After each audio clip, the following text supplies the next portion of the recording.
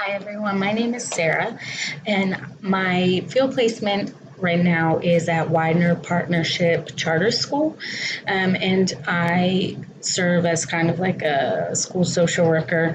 I have a caseload of students that I meet with individually every week, and then I run a couple small groups as well.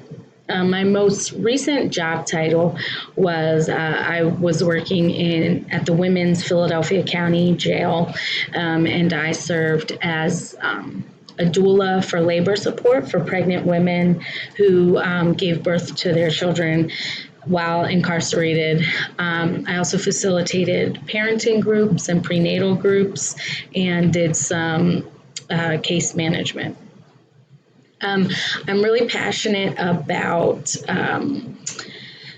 uh, mass incarceration and kind of just addressing that and working with people who have a history of incarceration or their families have been affected by it. And I'm very interested in working with restorative justice as well. So obviously, trauma is incredibly relevant to that.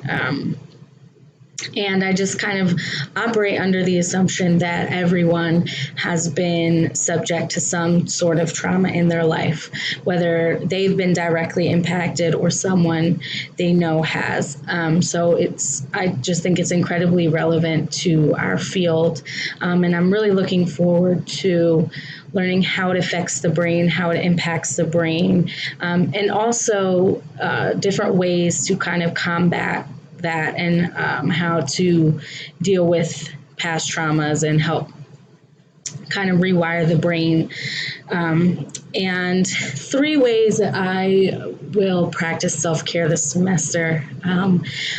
I plan to just eat healthier, I find that it just makes me feel much better in all ways, physically, mentally, emotionally.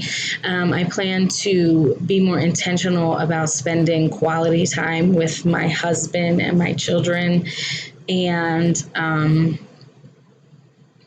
exercising more, just getting outside, walking, just as much as I can.